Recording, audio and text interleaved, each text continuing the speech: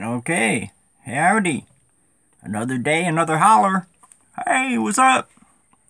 Dust on the screen. How's everybody doing? This is a video going to YouTube, and of course it goes to all my pages on Facebook. I now have 8, and one that's very private. So I've got 9 groups on Facebook. Video log, pain log. I'm admin for 2 more marijuana groups. And I'm an admin for a poetry group. So I got a lot of irons in the fire. And it keeps me busy. Why? Because of my pain. That's what everything comes down to. That's why I'm teaching people about medical marijuana. Because people need to realize what pain is, how bad pain can be, and how some people can take morphine and morphine and morphine. Some people can take heavy doses of OxyContin with no problems. Okay, like me. I'm on high doses of morphine. Medical marijuana helps me attenuate the symptoms of addiction. So I don't know if I'm ever going to be addicted to the morphine as long as I've got the pot. And they're not going to change the laws. And my doctor just said they called my MedImpact people, and I don't need a prior authorization for my morphine because it's an ongoing script. So Walgreens shouldn't refuse my prescriptions anymore. We used to have everything on the 1st. And then I think I told people March 1st, Debbie has my script for morphine, the 2 of them. It says March 1st, fill.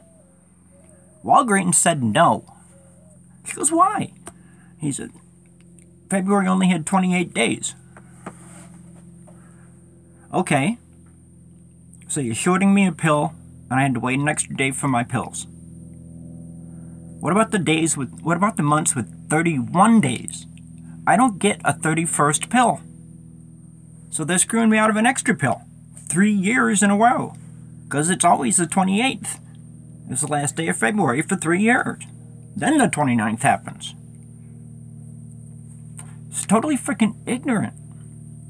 And MedImpact, the pharmacy people, the medicine people of United Healthcare, told me I had to have a prior authorization every 3 months that I prescribed morphine. My doctor they finally listened, and my doctor said he's gonna be on this for life. Stop asking for a prior authorization. So, I should never have a problem again when I walk into Walgreens. The only problem would be is if they don't have it on the shelves. Which is stupid. If you think about this is a computerized world. When they scan into the computer that they just sent out so many number of morphine pills, they should add that to their next order. That way, you are always stocked with what your people need. People go to their neighborhood Walgreens on a regular frickin' basis. Okay? So if you're going there on a regular basis for your morphine, they should never run out. They shouldn't. And then they shouldn't be pulling shit like that with 28 days in February, so you have to wait till March 2nd instead of March 1st. What about all the 31 days? 7 months, there's 31 days. 7 months, that's 7 pills, and 8 pills counting in February, that I'm getting screwed out of. Okay, yeah, I'm only paying $10 for my 30 milligrams and $20 for my 60s, but they just dropped the 60s down to $10 also, making it even cheaper. Now they just have to keep it on the shelves.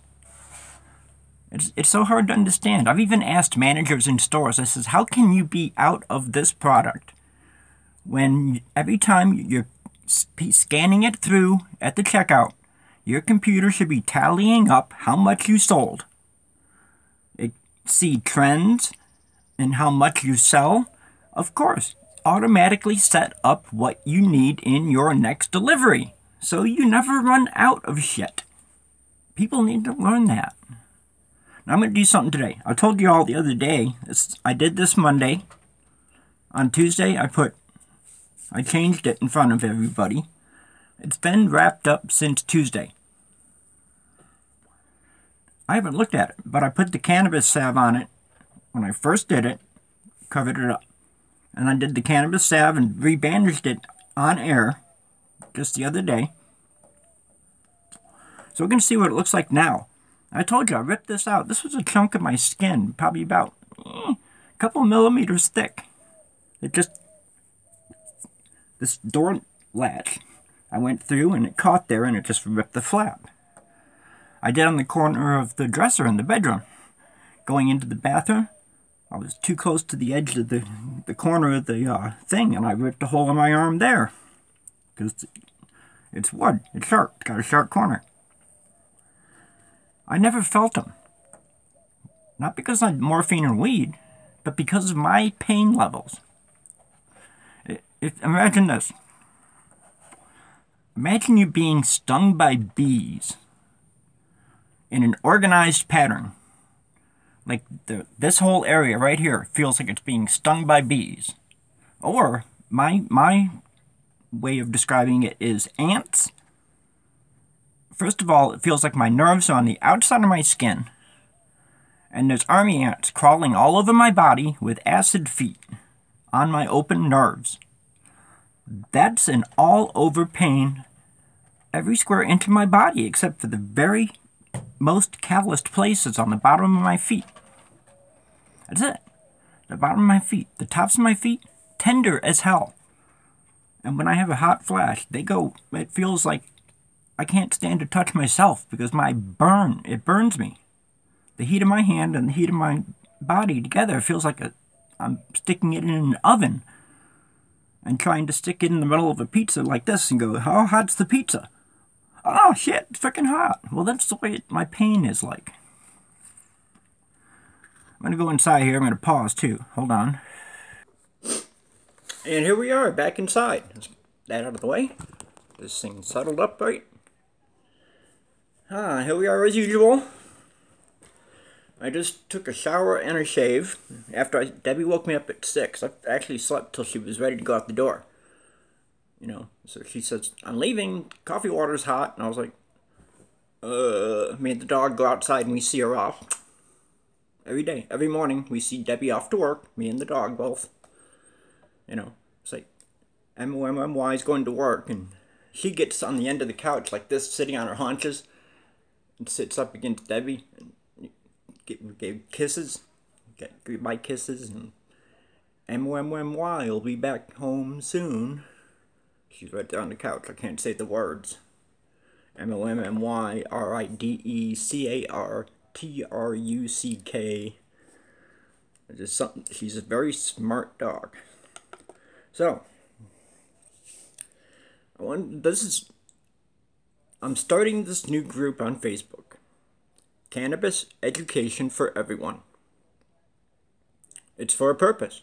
The purpose of educating the public that do not understand, or you've been told lies and you believe these lies. Well, I'm here to debunk it, okay? And tell you that the lies you've been told for years, 80 years of cannabis prohibition, has been the worst thing that could have ever happened to the human race. Because if we were still using cannabis as part of the pharmacopoeia, as we did for over 100 years, it was listed on the U.S. pharmacopoeia for pain, anxiety, depression, sleep, weight issues, everything. Okay, and this wasn't laudanum, liquid opium, that people were... Laudanum was legal. You couldn't get pot. What the... Just think about it. It's stupid. Okay, Harry Anslinger in 1937, the racist and bigot that started the prohibition. Timothy Leary came across the border from Mexico into Texas in '69. Busted with some seeds and a little bit of powder of weed on the floor. That's what they busted him for. Under the old 1937 law. Supreme Court overturned it. So from a very short period, from '69 to 1970, the DEA answered with the Controlled Substances Act, which continued the prohibition of marijuana and this time classified it as a Schedule 1 narcotic. Right up there with LSD, heroin, mescaline, peyote, opium, heroin. Marijuana is safer than cigarettes. There is no link to cannabis smoke and lung cancer. In fact, lungs are improved. Athletes are now smoking weed because it improves their wind. Yes, smoking weed cleans your lungs. THC and CBD cleans off your brain's neurons, keeps your brain clean and clear-headed thinking. It's not dope. It makes you dopey and loopy and happy and ha, but nobody pulls a gun and shoots you like on Reefer Madness. It's bullshit. People have to get through their heads, and they have to get past the psychoactivity. The whole thing about the psychoactivity is that it should not be thought of, because THC does so much more than just gets you high. And it's been found that it goes to all your other cannabinoid receptors, CB1s and CB2s. On the immune system, THC reacts. That's why THC and CBD are a power couple that attack tumors, encapsulate them, cut off their blood supply, protects the neighboring cells, and causes the tumor to eat itself to nothingness. Cells eat cells, cells eat cells until there's too little cells left that eats, and then your body just... The cannabinoids kill the cancer. I get fervent and I start spitting. Any Friends episode people out there? Yeah. Did you put the picture of Pauline in your pack? You have to know Friends to know that one. But I go off track. I'm here to teach people about cannabis and pain. Because you gotta learn about pain when it comes to opiates and medical marijuana. Pain is one of the biggest causes of suicide in the world, is chronic intractable pain. PTSD is a close second, with other drugs causing suicides on down the line. Marijuana does not make a person depressed. It uplifts. Even if you're on the couch, you're happy. You're not sitting there depressed. You're able to think clearer thoughts. You're able to think around limiting thoughts. Things that stop you from thinking happy thoughts. Okay? The reward mechanism, anandamide, is a cannabinoid. It's in chocolate. And it's in cannabis. And it's part of what makes chocolate addictive, because it clicks on the switch for the reward mechanism. Cannabis does the same thing. Thus, the psychoactivity, euphoria, couch lock, pain relief, and a head buzz. You know, sometimes it's a buzz, sometimes you see little things, you might even see trails. Okay, whatever. But it's not a hallucinogenic like peyote, mescaline, LSD. It is not. And psilocybin mushrooms. That's the smoothest buzz I ever had. Psilocybin, let me tell you. Abstract, me. Okay, I'm 56 years old. I've been in chronic and severe intractable pain for almost 12 years. It's been a slow build-up. And 6 years ago, it was like at its peak. And I was in 9 out of 10, 10 out of 10 pain range. I was up here. I could not function. I could not talk. My wife had to drive me there and do all the talking. I couldn't hold a conversation. And I was like sweating to death, but shivering. So they brought me 3 blankets before I stopped shivering. And I was just sitting there, just letting everything happen, let everything flow. okay?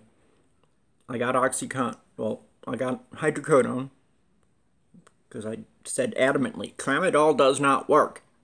Tramadol does not touch anything, okay? It's like an aspirin for a headache. It's never worked on me. I have never been able to get rid of a headache with so much as one aspirin. And you take 14 aspirins, it's the last headache you'll ever have, because you'll die. But at 56, the last 6 years has been hell. Except for the last 5. I got morphine and pot at the same time. I got off of OxyContin and psych meds. And the change was wonderful. It was awesome. I was thinking clearer. I lost 18 months of 2012, 2013. I lost it. Okay? And that was all pain and OxyContin and Klonopin and venlafaxine and a cocktail mixed up by my psychiatrist. Every time I went in there and told her how I was feeling, she'd and then give me samples, free samples of this stuff. Bags of it, a bag of pills, free. All these little sample packs that I had to break open and take, okay? And I was not in my right mind for a while, driving around all over town, okay? I've been without my license since 2016, early last year, 18 months ago almost. So I don't drive because I'm on morphine and pot. I joined the Army in 1979. This is, in the abstract. I'm just wandering here and introducing myself. And what I'm saying is pertinent. Just hold on and you'll see where I'm going. I'll get my point made. Okay, because I'm introducing myself to people who don't like pot. I've got to help. I've got to try to change your mind. Because we need more voices helping us to get medical marijuana for those who desperately need it, okay? These are not stoners needing a buzz. These are patients needing relief. And that is the key, my friends. That is the key.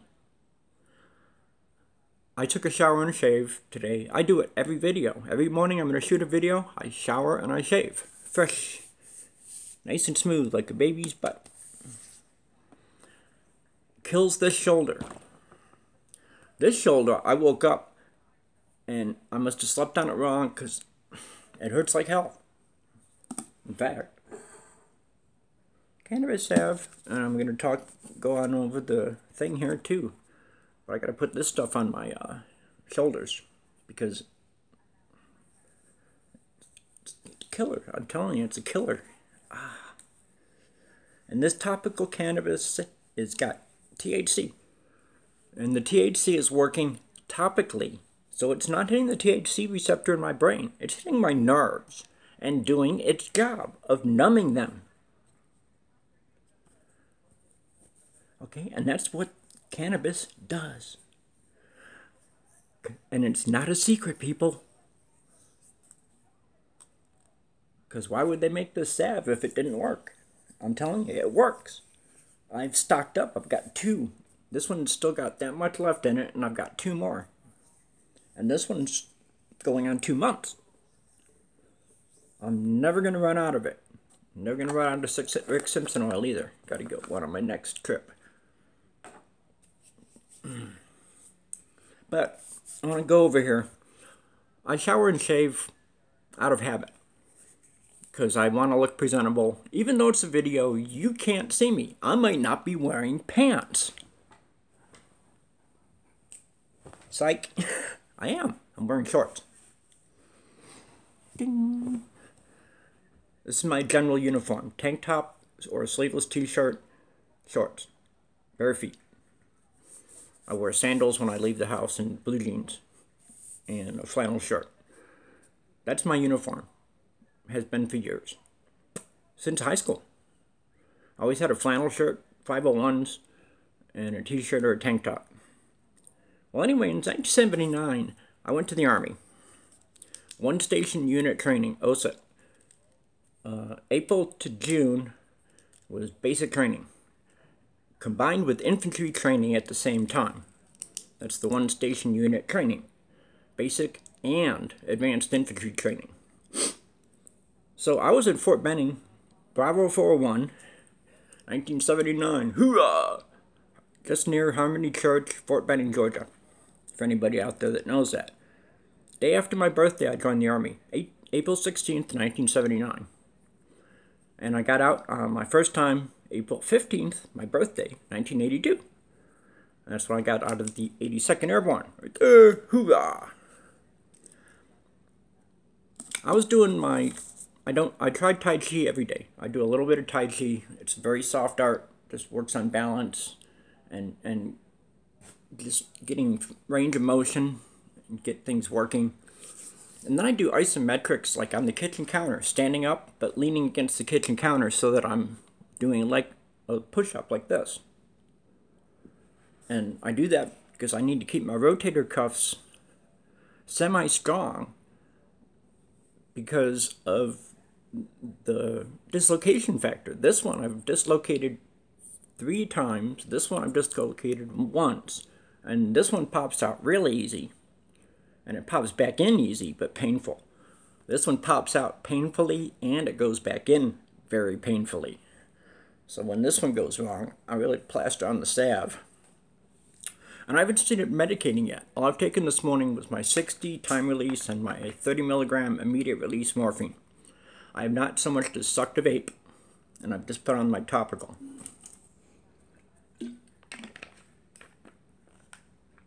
Let me get back to that. They're abstract, though. Those are the only push-ups I can do now.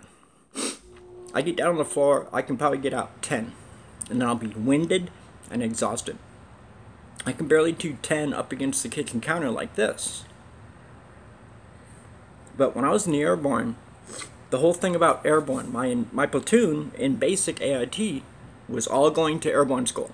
We were all going to either the 82nd, 101st, 173rd Infantry, any airborne unit. We were all in one platoon. In fact, the whole company was all going to airborne. And I got recycled my 3rd week of airborne because I got a fracture. So I had to go through the entire airborne course again. So instead of having 5 jumps by the time I qualified with 12 jumps. And I loved it. Jump school was great. I mentioned push-ups because this is what we did in the Airborne. An airborne push-up is literally airborne. You hop up in the air and flatten your body out in midair and land on your toes and hands only. And start knocking out the push-ups. And when you do a push-up, they want you perfectly straight from your toes to the top of your head like a plank. They'd even take the guy down, the flag, and they'd lay it on your back and say, that's the way you're supposed to be, and they'd push you down and pull you up, push you and pull you down to teach you how to do a proper push-up. And that's how you get the best. I could knock out 200 of them in a few minutes. For our PT test regularly, yearly, it was like you had to do 100 in 2 minutes. No problem. Perfect ones. If your butt went up in there, they wouldn't count it. So you have this guy counting while you're doing it. He's going 1, 2, 2, 2, 2, because you're not in proper position. Okay, so you wait till he starts going 3, 4, then you know you're doing your push-ups right. And that's the way to pass the PT test. And if you don't, they put you through a remedial school where all you do is run, do push-ups, do the parallel bars, and they just make you go through the obstacle course every freaking day of your life. Every hour of the day, from sunup to sundown. So, you get in shape quick, and you learn how to do a perfect push-up. Well, I've always done airborne push-ups. Even in civilian life, when I work out, I would jump up and boom, land on the ground and do my push-ups. The impacts on my shoulders with the fact that I dislocated these in a bad jump, it is my rotator cuffs are shot. Because then I was 30 years in restaurants, constantly moving, carrying trays, working as a manager, putting away the truck, throwing heavy boxes. Everything just ruined my rotator cuffs. I can't pick up over 20 pounds without it making me tired. It's horrible. The pain that I feel daily. I have to force myself to do a few push-ups against the counter. I have to get my pulse up. Because if I don't, I'm risking stroke. You know, so I could be sitting here someday, I get up, start walking, boom, a blood clot comes loose, and so I have to keep my blood pressure up, exercise a little bit, okay? I do a very vigorous Tai Chi to get my heart rate up. Because that's how you prevent heart disease and strokes and stuff like that. You've got to exercise. You can't just smoke weed to get healthy. It helps you exercise. And like I said, a lot of athletes are starting to do it. Let me finally get to this. I want to see what this looks like. I'm curious. I have not looked at this since Tuesday, Wednesday, Thursday. Hardly any blood on it there. Oh, there it is. Let's see.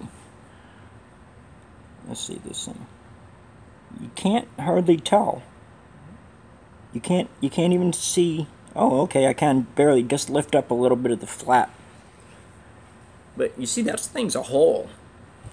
Hold on, I think I got... No, I need new band-aids. Oh, wait. Stash box. Okay, alcohol wipes. That's not what I need. Pause. Not pause, pause. And here we're back. So it must have been the shower loosened up the flap of skin there on my arm. I can feel it where I just touched it. But I'll fix that really quick here. With my cannabis salve. This stuff is helping it heal. This stuff is helping that thing heal better than... I mean, I heal fast normally. But what this thing's doing... Just put a little bit of that on. My band-aids back on. By Saturday or Sunday it should be scabbed over. And I'll be able to let it breathe. But I trust this stuff because marijuana has antibiotic powers to it too. And the terpenes and flavonoids. And there's terpenes and stuff in here. You can smell them. And they're very important. The flavors and aromas of the weed are not just for flavor and aroma. They perform functions.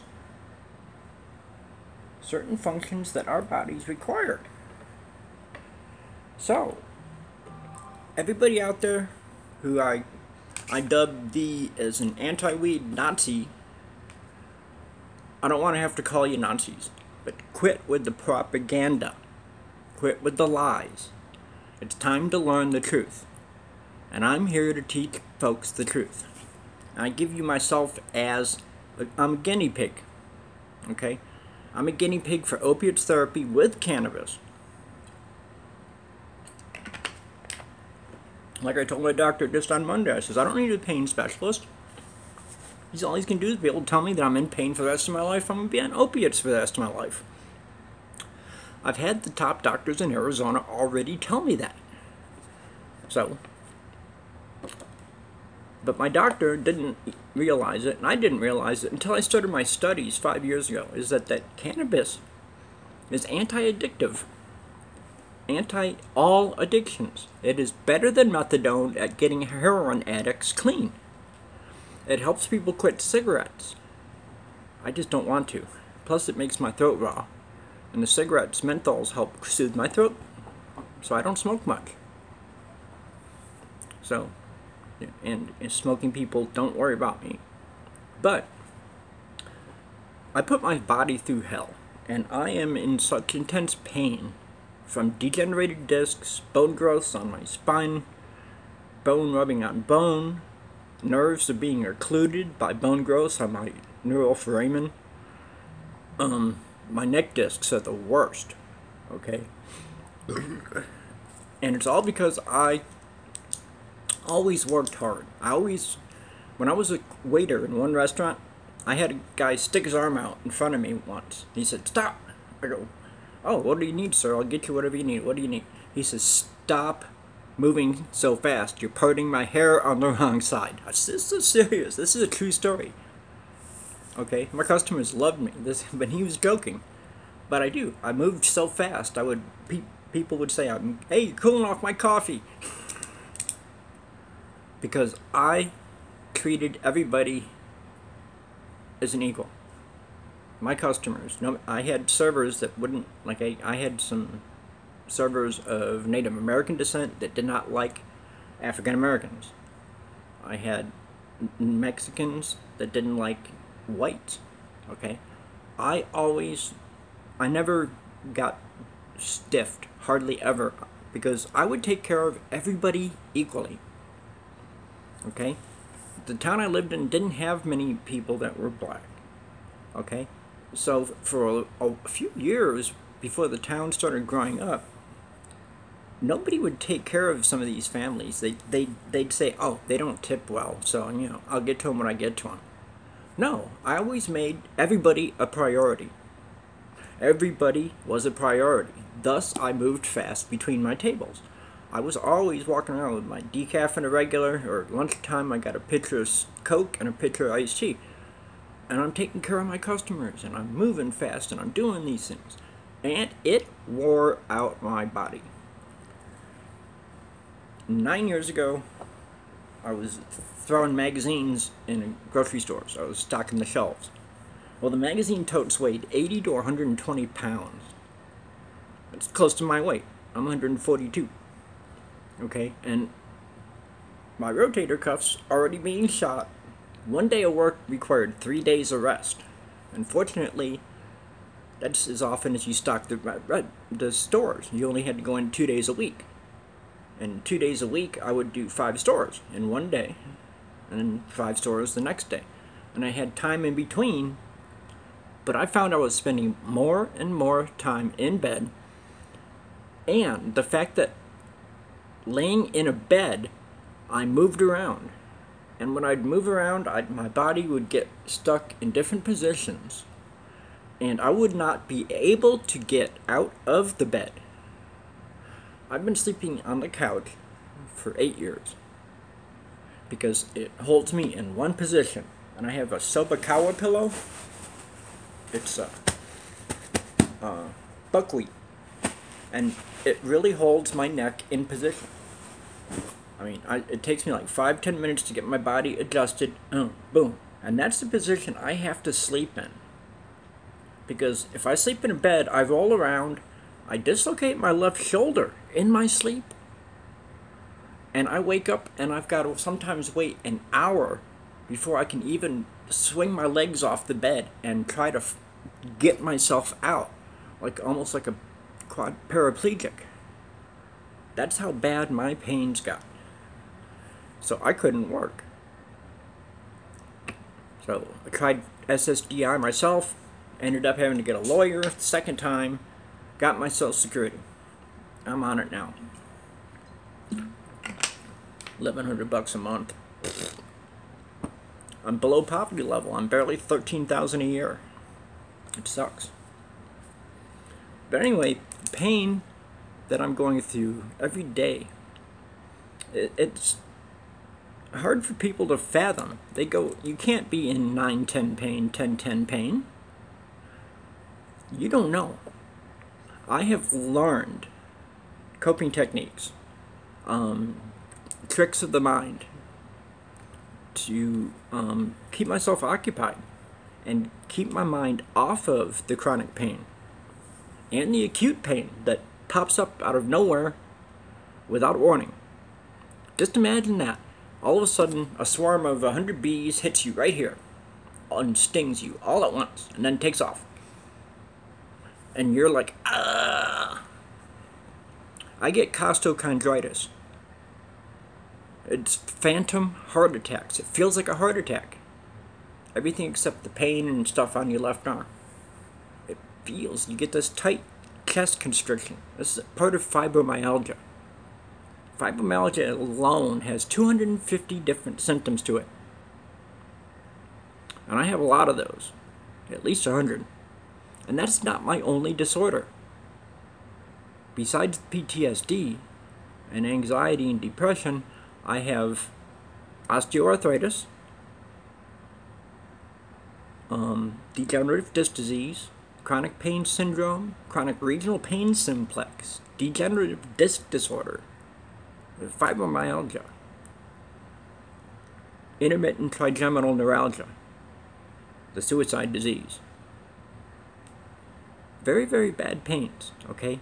And I've learned coping techniques, just tricks to keep my mind off of the pain. And I medicate. And this is medication. This is not a drug. People have to get over it. This is not a drug. Repeat after me. There'll be a quiz.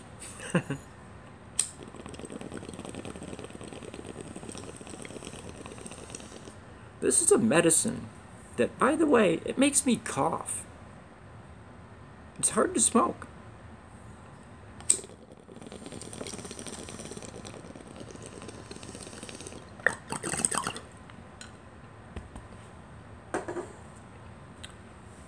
I mean, it will literally tickle my throat and make me cough a lot. I was called pussy lungs back in high school because I'd still cough off cigarettes and pot. So I'm used to it.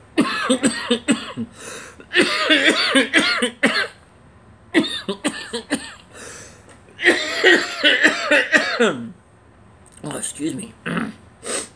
But believe it or not, coughing blows out a lot of oxygen, and it actually gives you a extra sense of euphoria on top of the pot. It's oxygen depletion to your brain is what it is. But when you cough, you're blowing off a lot of oxygen, you're not getting enough air back in, and it produces a carbon monoxide high. Hard to believe, but it works. If you'll all pardon me, I have to do one more chore. And I'm back. Okay. So basically, I'm going abstract. I'm just going off the top of my head here on a lot of stuff, but I learned a lot of habits in the Army which are amazing. It's amazing how things stick with you. It's like potty training. You're taught that it's a bad thing to go in your pants. There was actually a university did a study on how people learned, and how the learning that you learn as a child to not pee your pants is a very strong teaching thing that stays with you for life. This, I think it was Harvard University did a study. They took 12 people and they told them to stand there. Well, they took them one at a time, not so that everybody was nervous. It was just one person watching you, and they said, I want you to piss your pants. Pee your pants right now. You know, they gave these people drinks and got them to where they wanted to pee. More than half of the people could not. And those that were able to pee themselves usually had very questionable moral standards through the tests that they gave these people. So they found out that if the childhood upbringing of potty training sticks with you for life, and it's a very, very strong thing that keeps you from peeing your pants. You just can't do it. Unless you've got really relaxed morals and you can say, I don't give a shit, I'll pee my pants. Very few people can. So in the Army, I learned a lot of things. And just this morning, I was out of my shower. I get out of the shower, I dry off in, and I got my feet. I get out on the bath mat. I put a foot up on the toilet and bend over and I clean and I dry, And it's like dry around between your toes because that's where the fungus grows. A drill sergeant in 1979 made us recite that at shower time every night. He goes, "What are you guys doing? Clean around between the toes because that's where the fungus grows, drill sergeant." This litany still runs through my head every day I get out of the shower. That's how strong the Army training was in me. So I get up as habit, usually 4:30 a.m. every day. Now I don't, but I used to all the time. I was a breakfast cook. I'd get up at 4:30 in the morning, be at work at 5, at 6 a.m., open the doors for business. And I loved it. And I would work 7-hour shifts, or 12-hour shifts. It didn't matter to me, because my customers loved me. They tipped me as a cook or a waiter. As a manager, I refused tips, because I did get paid a lot of extra money then. But as a cook or a waiter, I always took a lot of tips. And I made a lot of tips, because I'm a whirling dervish. Now I can't. I can't be that way. I can't knock out 200 push-ups. I can't barely do 10 or 20 against the counter in the kitchen without being winded and exhausted. And that's all due to my body breaking down. Old age. Well, a lot of people, I was talking about this Kelsey the other day, trigeminal neuralgia. She had it in her entire head. She felt like it was ready to split open, like a rotten melon. The pressure was like a vise. That's trigeminal neuralgia, the suicide disease. Okay, that pain took over her life. Just like mine did. My pain took over my life. I was very touchy, quick to anger, snippy. Debbie would say something, I'd be like, basically he's pissy like my mom. I act just like my mom. But that was pain. It gave us a rough ride for a while, but Debbie understood. And she still understands. She understands why I have to smoke the weed. She puts up with it in the house. She just doesn't like the smell of the fresh open bags. It'll make her nauseous. Especially when we're driving down the road. When I first was going to the dispensary, I'd get into the car and I was like, oh my god, I'd love to smell this. And I'd open the screen in the car. Well, Debbie says, God damn it, close the bag. I'm getting nauseous. She'd open the windows and clear the air out. Okay? But she doesn't mind the smoke in the house. So, I do most of my medicating inside. I only smoke cigarettes outside because she's been quit for 4 years now, almost 5 years. I quit with her at the same time, but after 5 years ago, because when I got marijuana, within 3 months, it was roughing my throat out so bad that I was coughing at every little puff. I started smoking cigarettes again. And here's a little anecdotal thing. I had some customers at a restaurant. They were every day, twice a day. This guy made dentures for the whole town. Okay, all the dentists would send him all the molds and stuff, and that was his job. He made dentures. And him and his wife and his son would come in as regular customers. Coffee, decaf, everything, small glass of water, one for one, just a glass of ice for the other to cool off the coffee. And I knew everybody's little peccadillos. I took care of my customers that well that I could remember everything they wanted or needed. And this is hundreds of people. As a cook even, I had people that would special order. The server would go, I don't know how to put this order in. And I said, who is it? And she goes, well, the name said, she said to tell you Shirley's omelet. Oh, I can make Shirley's omelet. I know what it is. And it's substitute eggs, finely chopped broccoli only, and a side of fruit, cantaloupe only. I still remember this. It's been 12 years, 13 years. Since I served that lady her omelet. But that's what it is. Substitute eggs, finely chopped broccoli, dry rye toast, and a side of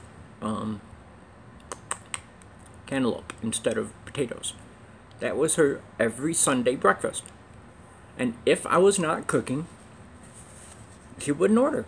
If I was waiting tables, she would ask me to go back there and cook the omelet. And I would. Because I was well trained on the cook line too already. So I'd go back there and say, I gotta make Shirley's omelet. And my cooks would understand. Because they knew that I'd tip them if they gave me food good. And because my customers tip me good. So I tipped the cooks. And they knew this. So I'd go back there and say, this lady wants me to make her omelet my way, special way.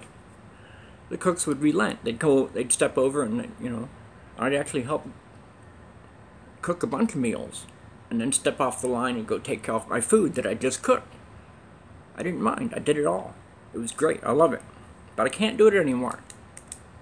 Because I'm on morphine and weed. And my body is broken down to where I couldn't carry a tray of food out for a table of 2.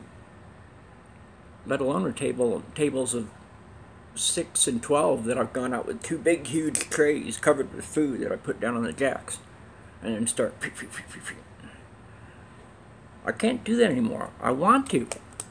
I want to work so freaking bad. People have to understand that I want to work, but I can't. Even SSDI will let me work so many hours a week or so much money a year. I can't. I can't afford the extra stress on my body because all it does is it increases things exponentially. And I'm here to tell people that pot helps treat that. Now just imagine the quality of life that you would have if you were as limited as me. Take your time. Imagine it. Imagine you went from being an everyday runner, or at least everyday heavy workout. And when I got out of the service, I used to do my 2-mile run every freaking morning here in Arizona. At 80 degrees in 7 o'clock in the morning. Excuse me, good soda. Coconut pineapple from SodaStream. They have fruit waters, yes, and it's carbonated. Good flavor. But getting back to cannabis, I just wanted to introduce myself.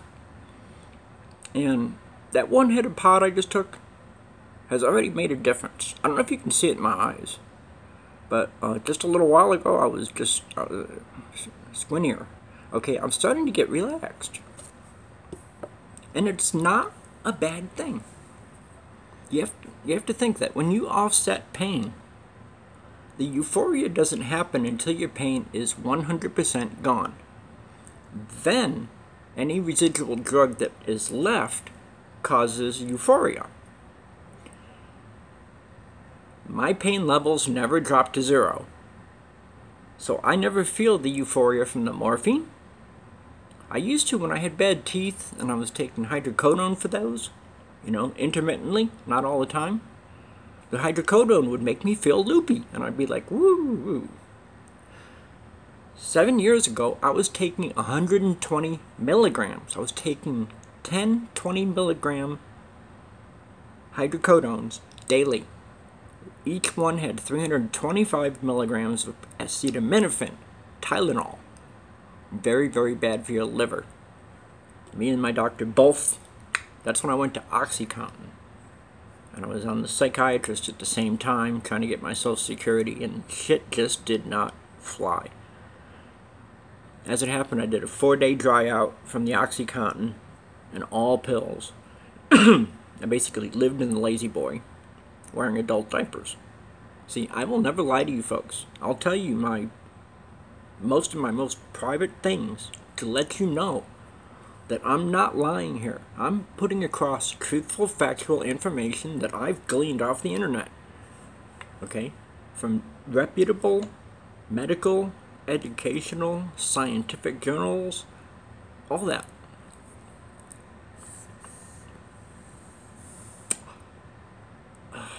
See the light? That tells you. If you puff on it and it starts flashing, it means you have to take this off and you screw it onto a USB, a little USB charger that you stick on your computer. They're cute. It's $30 to get the whole thing, and then it's $30 for a cartridge. And the batteries are supposed to last 18 months to a year, or to 2 years. This black one is 3.5 years old. The blue one, I bought another blue one and another black one. No, silver. I have a silver one that's still in the box. And I bought this one. And the guy said, oh, you need a new one? I says, well, actually, I'm just doubling up. So I never, if one battery goes out, I've got the other one still to put me to sleep. So he goes, oh, God, you don't know, most people only get the batteries go from 6 to 18 months. I'm going on years. 3 years with the one, 2 years with the other. And one more still to back up. Like I said, I have backups. You know, I have backups of my ant venom. I have my backups of this stuff, the cannabis soaked in Everclear. It's like a alcohol rub with THC in it, which also reacts on my skin, just like the salve does. And it helps kill the pain. This pain on this muscle right here that I've told people about, it's horrendous. Okay? I couldn't usually do that without going, ugh. We can talk about things. Let me see, sleeping, my shoulders, muscle cramps. So, marijuana and morphine sulfates are the only things that are helping me the best. Cannabis has become a life preserver for me. Okay?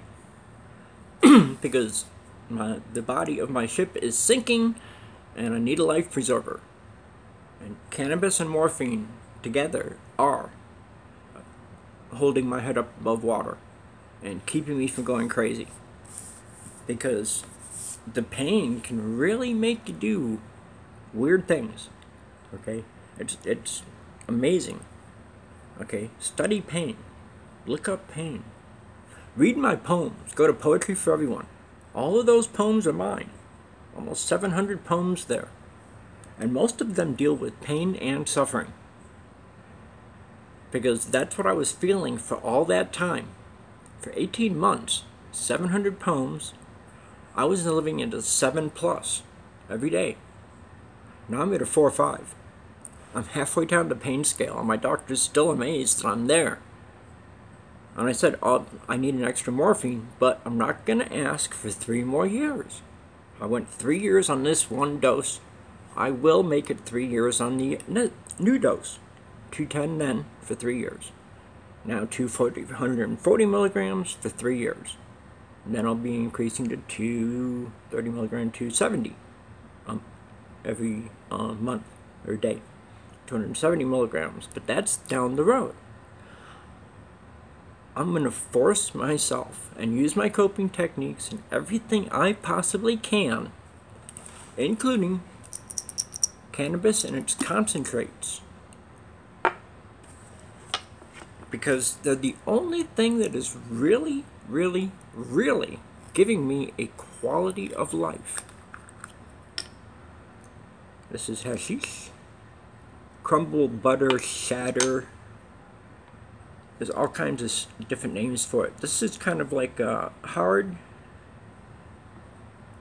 semi-hard, but it's also semi-soft, and it pulls apart. I can't say juicy, but just one little tiny bit. This, like I said, this bit right here cost me $30 for a half of a gram. It's 3 months old, and I've got 2 more in here. More than that. And I've got 2. Plus I have a Space Rocks and a 95% THC oil that I haven't used. I haven't dabbed my joints in a year. I don't remember how long I've had pure earth oil. But this little piece of hash here, just that little piece of green sitting on top of those ashes, that's as good as an entire bowl full of weed right here. Almost a half a gram. in this little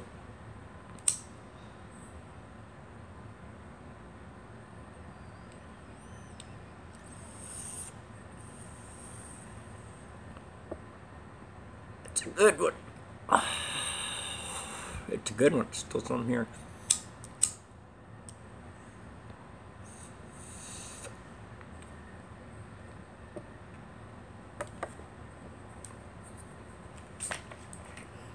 Hallelujah.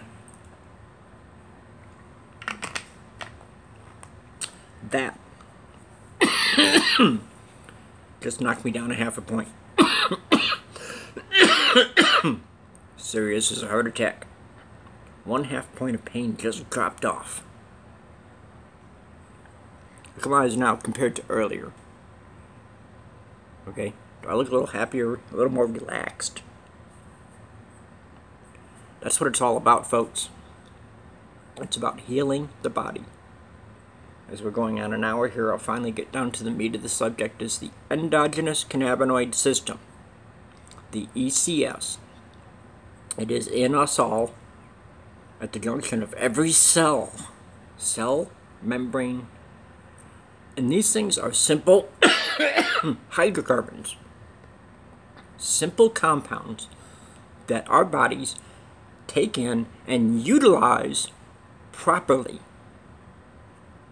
Even morphine, we do have the opioid receptors, but that's it. It does other things to your body that isn't good. Like, it makes my skin tender. That's why I keep ripping these holes in myself, is probably because of the morphine. That's one of the side effects, is thin-skinned. So I actually bruise easy now. And I'm not going to get any more taps. Because if I feel like this ant's walking on my nerves with acid on their feet, just imagine 400 strokes a minute, or 400 strokes a second. I think it's 400 cycles per second. 400 times this needle is going into your skin. Okay, and it literally feels like an electric shock. Yeah, I mean, I've sat there, but oh my God, I've sometimes got sick to my stomach from the pain of the needles going into your body, especially in this part of this whole part, this 1/4 of the tiger hurt more than all of the rest of it. He was doing all this, and he got this. He got over here, and I started going, oh my God, oh, that fucking hurts. Well, I've learned to deal with these kinds of pains now. I'm not going to add to it by getting another tat, though. But the endogenous cannabinoid system, we take in the exogenous, the outer cannabinoids, the phytocannabinoids, that come in as THCA, CBDA, cannabidiolic acid, tetrahydrocannabinolic acid, and when they come into the body, they are now endocannabinoids, without the acid at the end. And these are simple little hydrogen and oxygen molecules, the building blocks of life. Okay? These things build up our amino acids, which is what helps bind DNA together. Okay? And as a whole, from the way a DNA molecule to the entire body acts, okay? It's all about self-preservation, growth, life.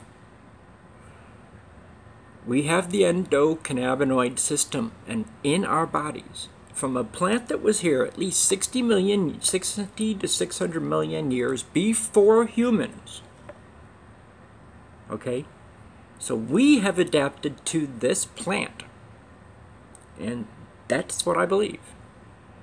And that's what people need to think about and get on board the train here. Okay? Because when it comes to chronic pain, look at children with Dravet's. Okay? Go to YouTube and say Dravet's epileptic attack. Put that in for a video search. You will get plenty of videos where you will see these children stiff as a board, or shaking, or beating themselves against the wall, banging their heads on the floor, stiff as a board, and they come out of it in intense pain, not knowing what the hell happened. That's a grand mal epileptic seizure, folks. And it's painful. These children that suffer these epileptic seizures, it doesn't just the seizure. There's the pain after it. And there's Tourette's, epileptics, Parkinson's, Alzheimer's, multiple sclerosis, diabetes.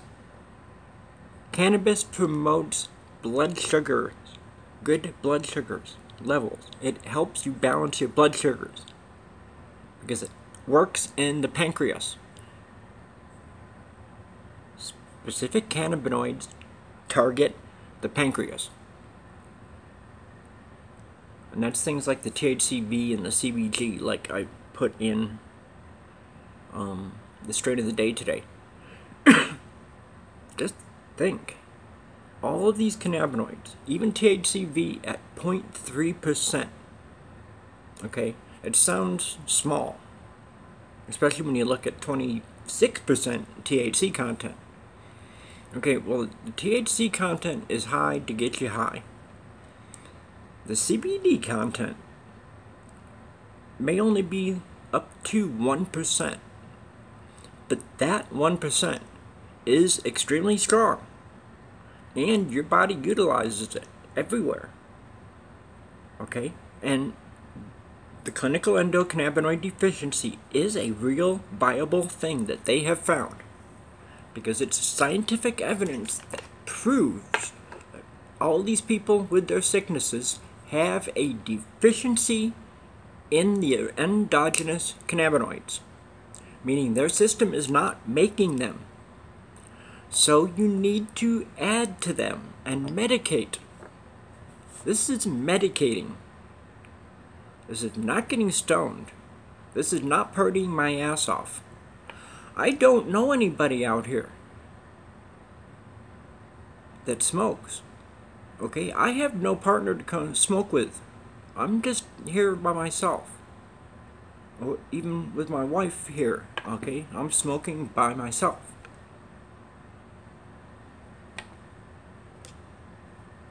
All I have is this. I have Facebook. I have my groups. And I've gotten to where I'm an activist for cannabis and hemp. And that's what my video series is for. To make cannabis and hemp available at least nationwide for medical purposes, if for nothing else. And we need more. We need 99.9% of the doctors prescribing cannabis, because there's deficiencies in our systems proven. If you just tried cannabis, you would find out. Eat a half of just not even that, a quarter bite of a brownie. A quarter of a brownie that you spend for $10 here. You get a brownie for $10. Sounds weird, huh? One brownie, $10. I got 6 hits out of it. 6 bites. I bit it in thirds. 1, 2, 3, 1, 2, 3. And that's how it worked on me. I got these cherry drops at 10 milligrams of THC per drop. Okay? And they work. And they taste great. Hey, and it's getting close enough, and I've got 4. I can eat one now. It's going to help me. And because I don't want to smoke too much, because I'll start coughing again. And I had websites for today, but I just blew them off. Let's save them for episode 100. Now, I've done 2 videos, at least, that were on something else. So, technically, I won't have 100 pot videos until 102. So, we'll have a double celebration. My next video will be number 100, and then after that, it'll be 102, marking 100 definitely all about cannabis videos. Yeah, 10 minutes to 2 hours apiece. Sorry about being long-winded, but let me tell you something. Every video you watch, you will hear me repeating and repeating and repeating things. And that's what I'm starting to do again, because I have this book alone of 140 pages, 170 sheets of paper, both sides, in 1 year of studying. Okay, this was my classroom. Plus all my college courses. I did a bunch of college courses while I was doing all this. Okay? And I started 7 months ago with these videos. I've started sharing them to Marizonarick's video log. Okay? Go there to see all of my YouTube videos to date. I have to put 3 more on today. By the end of the month, I'll have put 90 videos up. So I'll be close to putting all my videos up by the end of a month. Not the month, but at the end of a month from Tuesday. I started the group Tuesday, Wednesday, Thursday, Friday. This is Friday, isn't it? Oh, shit.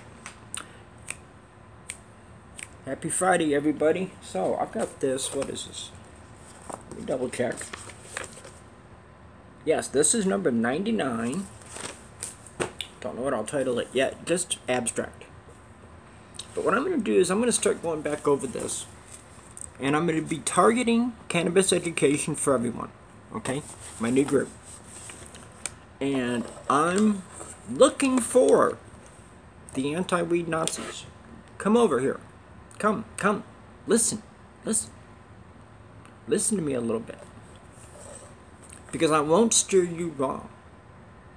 I will not tell you to take something that is going to harm you. I'm not like that. I'm an empath. I feel people's pain, even through thought of talking with people. Long distance on Messenger and Facebook. Okay, I'm talking to people nationwide and worldwide. I got Alec and Alexei, good friends in Russia, and somebody else. I can't remember. But hey, Alex, здравствуйте, гражданин. How you doing, citizen? Господин.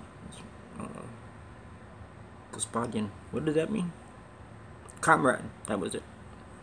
Господин. Well, anyway, I'm going to go back into everything. I'm going to start in this book back on page 1. I'm talking about Alzheimer's for this lady. I talk about all the individual cannabinoids. What's Delta 9? What's Delta 8? What's the endogenous mean? Quick facts about CBD, ECS, THC, all the cannabinoids, terpenes and terpenoids. I have a list of things that things do. Okay? Like the most common terpenes alone, alpha and beta pinene, good for asthma, antiseptic effects, alertness, memory retention, and it counteracts some of THC's psychoactivity reaction. It's found in the pine forests. Alpha pinene is the smell that comes off of, no, beta pinene is the smell that comes off of the alpha pinene inside the needle. So when you're eating it, you're not getting beta pinene. That's your aroma. You're getting a little bit, but you're mostly getting the A pinene, alpha pinene. And that's why you relax in a pine forest, unless you're allergic to pine. I have one friend that told me she was. And she says, oh God, that's great, I'm allergic to pine. I'll have to watch what strains of weed I get. Well, almost every dispensary will have a tester, little bottles with a bud in it, that you open up, you can look at it under a light. They have magnifying glass at my dispensary. And in fact, my dispensary is a little glass apothecary jar with the glass top and a plastic seal. So you have to literally like pop it off, and it's got a magnet in the bottom, and they stick it to this metal thing. So they've got all these, you just boom, you have to pick up the strain, and you can smell it and look under the light. And like I said, they have a microscope. You can look down and see the trichomes and see what looks great inside your bud. I'll get into all that. But things like multiple sclerosis, Parkinson's, I've got a list of diseases here. It's almost 150 diseases long. Okay? Starting here with the A's. this whole area, this entire page here, everywhere you see a line, that's between disease. The list is long, the list is shocking, and it takes an entire video just to give you the list of the diseases that are known to be fixed, cured, aided, maintained, or cured by cannabis and hemp. Hemp CBD.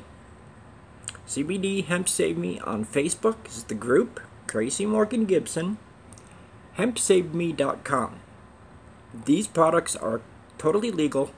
CBD cannabidiol from hemp. That's 0.3% THC. And I told you about the strains at 26% THC. So 0.3% is nothing. It wouldn't get a fly high. Serious. So people have to get over the psychoactivity and learn more about the ECS and how it affects our health. That's why I press my fingers together, because when I go like this, that's because I'm tired and exhausted from my shower, but one bong hit, 2 bong hits, and a hash hit, and I brought down my pain level. It'll go up again here in about 10-20 minutes. I'm sucking on this candy. It should be taking effect within 5 minutes from now.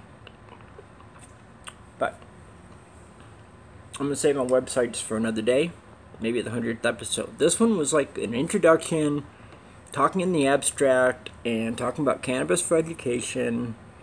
And I hope everybody sticks around. I hope I get people coming to the group to join and learn.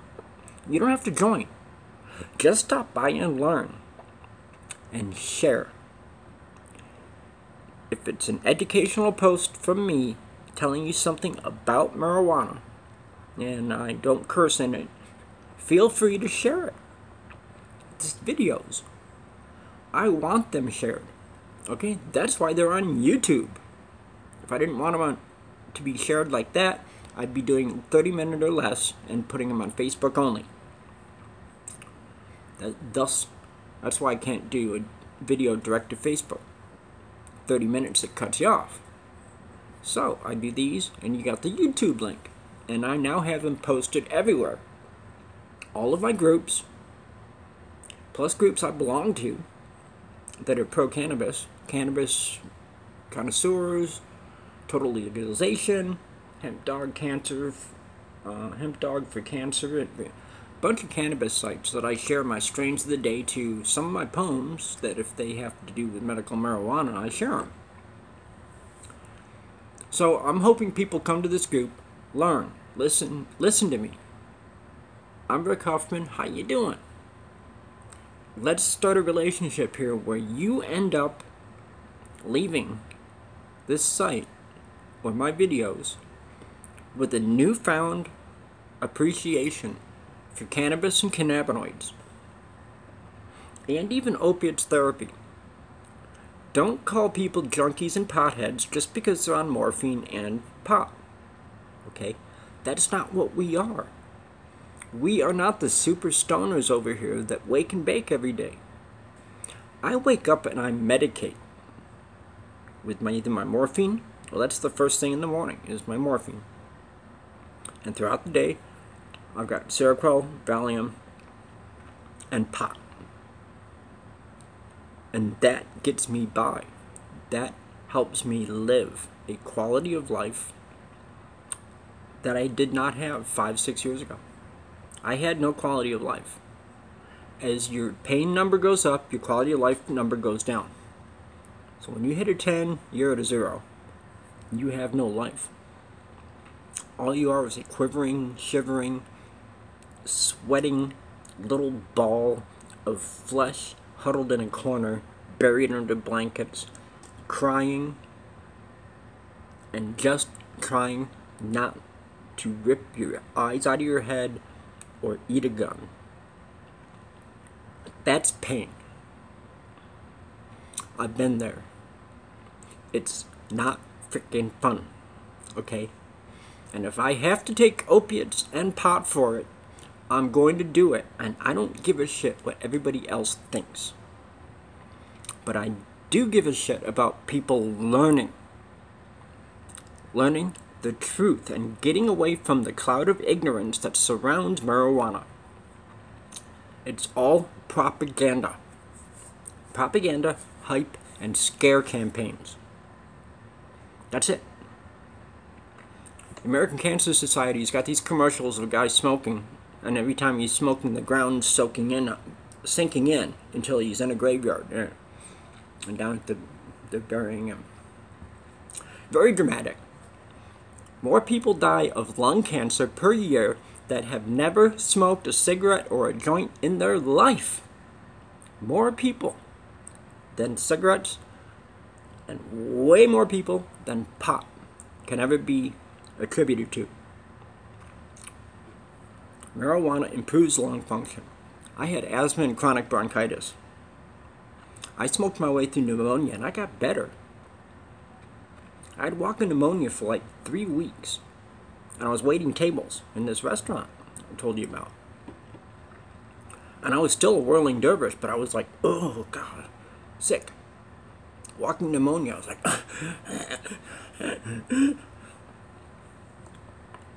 smoked weed. Got over it for like 3 days. I thought it was just running its course. But now I see, looking back, that I smoked weed and it went away. I wasn't just taking care of the symptoms.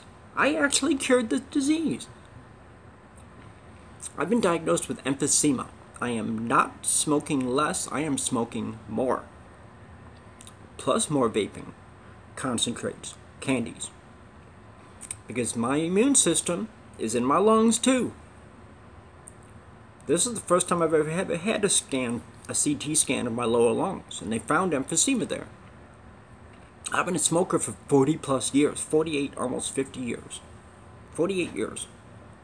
49. 49 years of smoking these. I'm sorry to those that don't like it. Get over that. Please, get over pot. Support it. You don't have to smoke to support it. Come on board. Learn the truth. Watch my videos. Ask me questions. Give me hint topics. I'd be glad to help in any way, shape, or form. That's what I do. I have no other life besides this, sitting at the end of a dead-end road, isolated with a dog and a cat and a wife half the day. So, start a discussion on my group. Just throw out a question, see what people come up with for you. And if there's arguments, I will mediate them, and I will not tolerate attacks. Okay? If you want to verbally abuse each other, go to Messenger and then block each other, because I don't want it on my page. This is for the education because of the truth of cannabis. This is not for you to try to tell me it's bad, because I already know it's good, and you cannot change my freaking mind.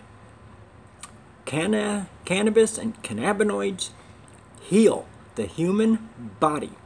Now let's start utilizing the ECS and the phytocannabinoids in the cannabis and the hemp plants and get hemp-based industry a multi-trillion-dollar crop with the multi-billion dollars in federal revenue possibility of totally legalizing medical, just medical alone. Recreational, add some more billions. Add another zero to make it trillions. I don't know. Peace out, folks. Love, truth, and happiness. Watch my whole videos. Come to my group. Learn.